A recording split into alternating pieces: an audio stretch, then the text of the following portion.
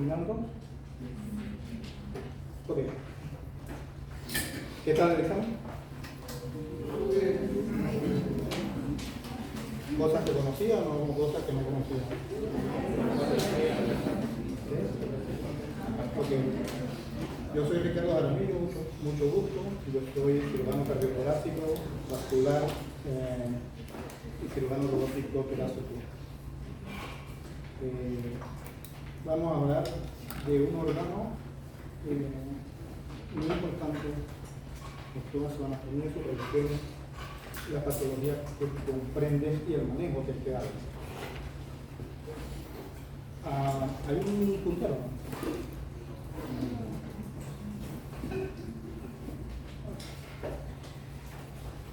El esófago es un tubo que conecta la cavidad oral con el estómago. Eso básicamente lo que es el esófago. Es un tubo muscular que está compuesto principalmente de dos tipos de fibras musculares, que son las fibras circulares y las fibras longitudinales. El esófago, dependiendo del sexo, tiene diferentes longitudes. Y vemos aquí en esta gráfica que la cavidad oral de los dientes a la primera estrechez esofágica, que es a nivel del músculo esofaringeo, es aproximadamente entre 14 y 15 centímetros de longitud. A nivel de la segunda compresión, que es a nivel del arco, donde pasa el arco aórtico y el bronquio izquierdo, más o menos van 25 centímetros y en total, 14 centímetros más y en total el esófago puede estar midiendo entre 25 y 24 centímetros. Cosa muy importante del esófago es que su circulación es terminal. La circulación arterial es terminal. ¿Qué quiere decir esto? Que la mayoría de sus ramas no son ramas que van directamente al esófago. La mayoría de las ramas del esófago son ramas que van a otros órganos. Hoy tenemos la rama tiroidea, que es la que da la irrigación de la parte superior o craneal del esófago, la parte oral. Y luego vienen las arterias bronquiales, que vienen a dar la irrigación de la parte media o parte torácica del esófago, y finalmente las arterias de la aorta dan parte del tercio inferior, y el tercio distal, que es la parte intraabdominal del esófago, lo da la gástrica izquierda. Entonces el esófago tiene tres porciones: una porción cervical, que sería la porción que va desde la cavidad oral hasta la cartílago cricoides, la porción torácica, que va del cartílago cricoides a el esfínter esofágico inferior, dado por la cúpula diafragmática o el hiato diafragmático en sí, y el esófago intraabdominal, que es la parte abdominal del esófago, que es aproximadamente de 4 a 5 centímetros.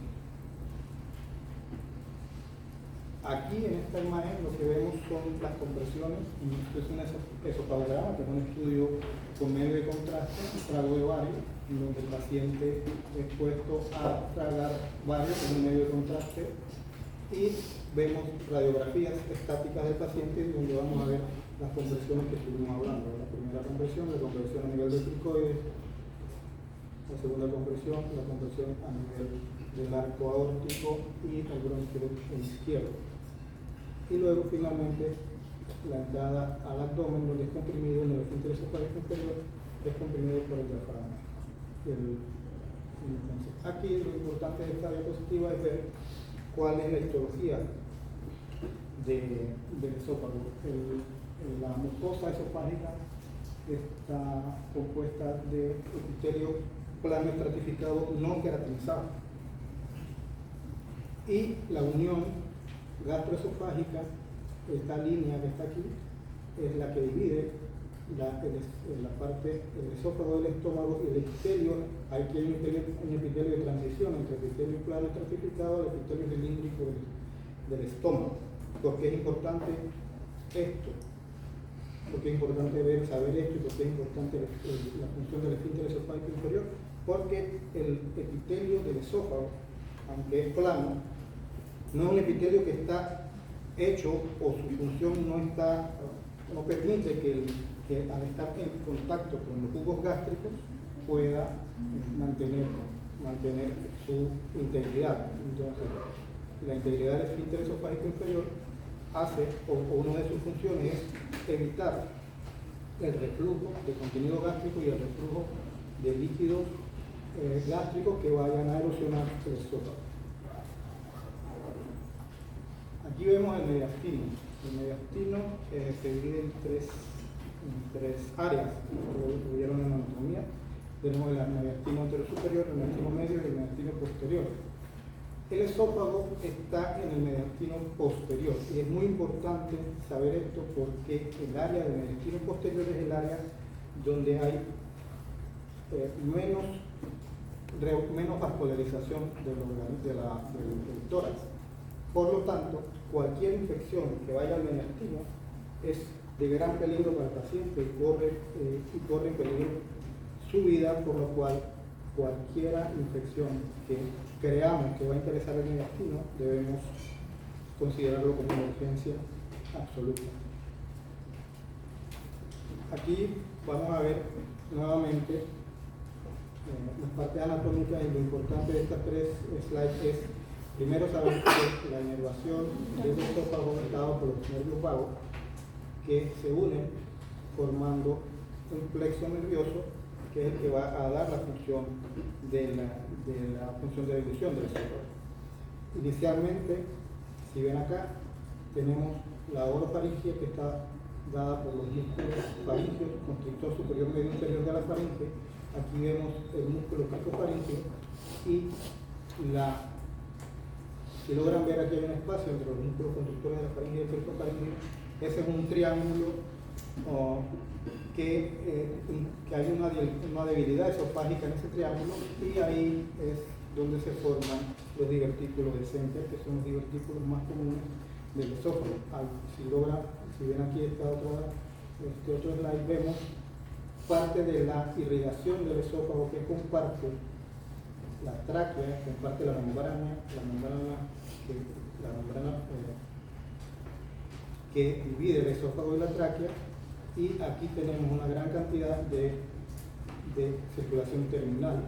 Y es por esto que cualquier lesión que interese el esófago es de suma importancia porque rápidamente, al no tener su circulación ser terminal, puede verse afectado su función y el esófago puede necrosarse fácilmente por el mismo hecho de la forma en que es su circulación. En este slide solo para ver el drenaje venoso que va a las venas ácido y hemiácido. Lo demás ya lo vimos, el mediastino y todo lo parte. En la parte histológica tenemos que ver que el esófago está compuesto de tres capas, que es la mucosa, que está compuesta por la lámina propia del muscular y de la mucosa, la submucosa y la capa muscular. El esófago no tiene serosa. Y esa es otra de las razones por la cual el esófago, cualquier infección que le interese, rápidamente puede llevar a una catástrofe, porque a diferencia de todo el intestino, que tiene una serosa que lo recubre y lo protege, el esófago no tiene serosa. Por lo tanto, no tiene esa protección de esta capa que lo recubre. La devolución es muy importante. La devolución está dada por los nervios vagos, pero tiene mucho que ver con la función central. Es por esto que cualquier paciente que tenga o sufra un SB puede tener trastornos de deglución. Y como vemos aquí, la deglución es un patrón en donde se inicia con la elevación de la lengua, luego la lengua va hacia atrás. En el momento en que la lengua va hacia atrás, el paladar blando se eleva para evitar que el bolo alimenticio pase a la nasofaringe y aspiremos la comida. Luego de eso, sube la laringe, baja la glotis para evitar que el alimento pase a la tráquea, y luego entonces por las ondas peristálticas que inician de arriba hacia abajo, el bolo alimenticio va hacia el estómago. Aquí tenemos dos estudios balizados. El de la izquierda es un estudio de doble contraste, en el cual se ve que hay aire, porque el estudio en esta forma trata de evaluar la mucosa esofágica. Es un estudio que tiene nos da más hallazgos del esófago, y el de la derecha es un estudio balizado normal. Esto es un estudio para medir el pH gástrico y del esófago. Esto se hace en pacientes con enfermedad por reflujo gastroesofágico con muchos síntomas, y además en aquellos pacientes que el gastroenterólogo considera que puede tener síntomas de reflujo biliar. Se hacen todas estas pruebas para estar seguro de que el paciente en realidad sus síntomas sean por reflujo gastroesofágico.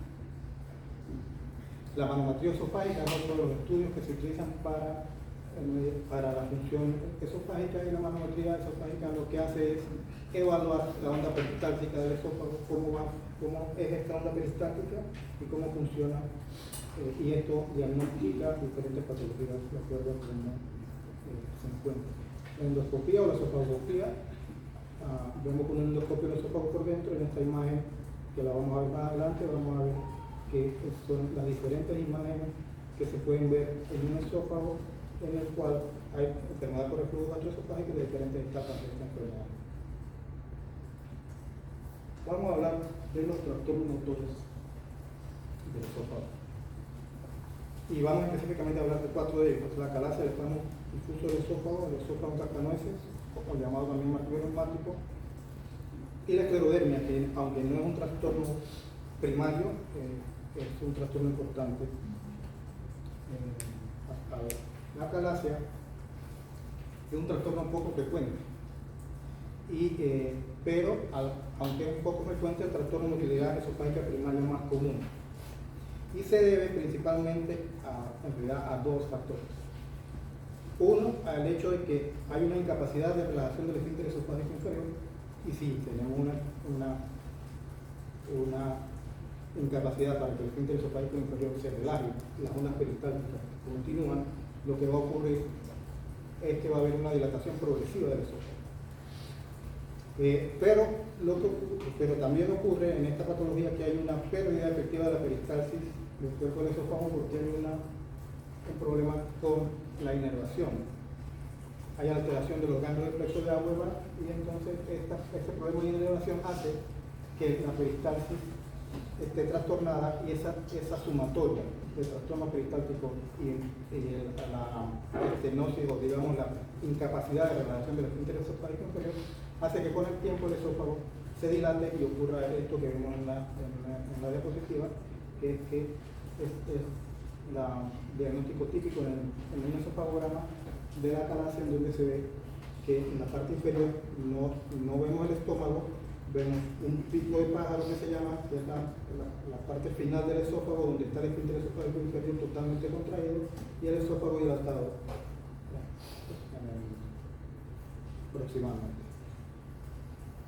Los síntomas de disfagia progresiva en todos los pacientes: hay una regurgitación de los alimentos inmediatamente después de la comida, o dinaftagia se presenta en más o menos 30% de los pacientes.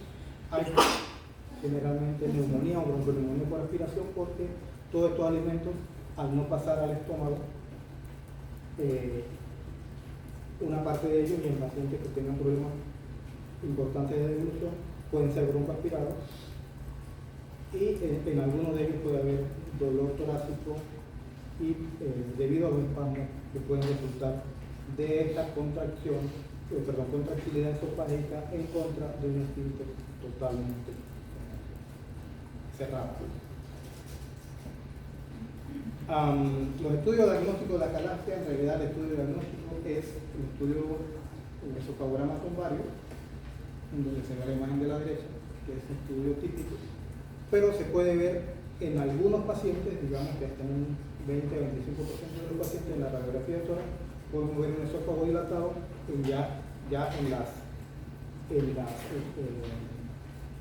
cuando la enfermedad es más avanzada, y lo que podemos ver es que ese esófago tiene niveles hidroaéreos, porque hay líquido, comida y hay aire en el esófago, y lo podemos ver en una radiografía. Lo más interesante de esta radiografía es que tenemos un mediastino ensanchado, que el mediastino es toda esta área. El mediastino en una radiografía debe ser muy delgado, aproximadamente entre en esta área que estoy marcando de aquí a aquí, debería hacerlo, y vemos que el mediastino de este paciente empieza desde acá, es un mediastino totalmente ensanchado, y el esófago que sube hasta aquí está ocupando toda la parte del mediastino en este caso. Sin embargo, como digo, estos hallazgos radiográficos son poco comunes. Se ven cuando la enfermedad está muy avanzada. El espasmo difuso del esófago es también una enfermedad poco común. Es una enfermedad en la cual hay una pérdida de coordinación peristáltica de todo el músculo esofágico en cuanto a la deglución. También es debido a problemas de inervación, y lo que más se ve es que el paciente tiene dolor torácico intermitente agudo. No sé si alguna vez, casi todos, en algún momento hemos tomado alguna bebida fría, muy fría, y que de repente sentimos un dolor importante en el tórax. Eso que ocurre cuando tomamos una bebida fría es un espasmo esofágico, que en nuestro caso es normal porque estamos irritando el esófago con este cambio de temperatura. Pero